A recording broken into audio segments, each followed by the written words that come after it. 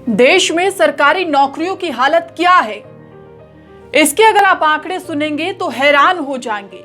हर साल 2 करोड़ नौकरियों का वादा करने वाली मोदी सरकार की पोल खोलने वाली ये रिपोर्ट आपको देखनी चाहिए। लोकसभा में सरकार के द्वारा 8 साल में दी गई सरकारी नौकरियों के आंकड़े आपकी आंखें खोल देंगे।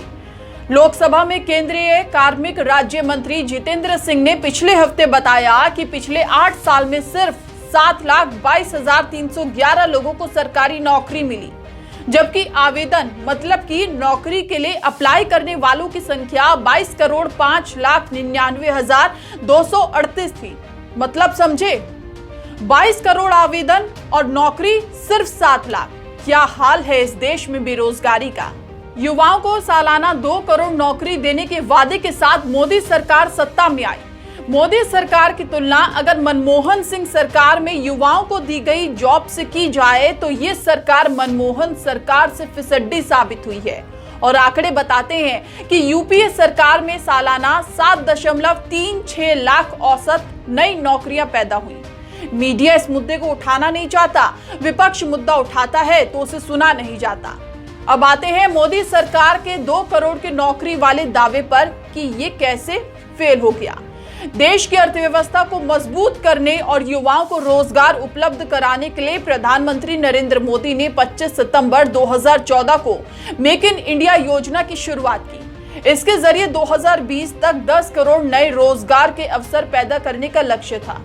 मेक इन इंडिया जैसे अभियानों से हर साल 2 करोड़ नौकरियों का वादा करने वाली बीजेपी का ये वादा धरा का धरा रह गया। नई नौकरियां मिलना तो दूर, जो नौकरी कर रहे थे वो भी बेरोजगार हो गए। नोटबंदी को मेक इन इंडिया के लिए सबसे बड़ा धक्का बताया गया।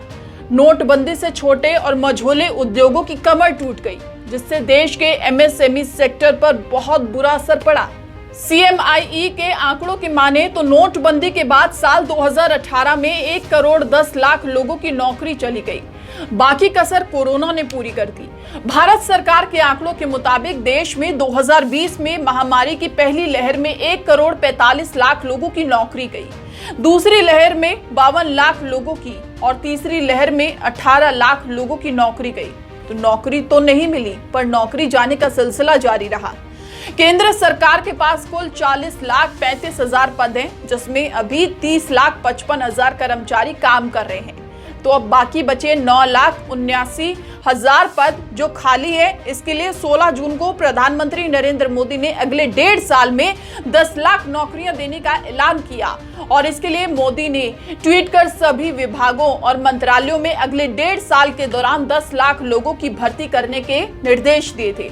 लेकिन देश में बेरोजगारी का जो आलम है, उसे देखते हुए अगर सरकार हर साल 10 लाख नौकरियां भी देने लगे, तब भी इस खाई को पाटने में कई दशक लग जाएंगे। तो फिर बात जो सामने निकल कर आई वो ये कि सरकारी नौकरियां सरकार दे नहीं रही और प्राइवेट नौकरियां है नहीं। तो ये है वो मुद्दा जिस पर सरकार को जवाब देना चाहिए। देश का युवक करे तो क्या करे, वाह मोदी जी वाह। ये जानकर हैरानी होती है कि सरकार इन 8 सालों में औसतन हर साल 1 लाख युवाओं को भी सरकारी नौकरी नहीं दे सकी है। नौकरी मांगने वालों और पाने वालों के बीच ये जो इतना बड़ा फासला है, उसे किस तरह से पाटा जाएगा, इसे लेकर सरकार में भी भ्रम की स्थिति बनी हुई है। आप देख रहे हैं न्यूज़ स्पीड।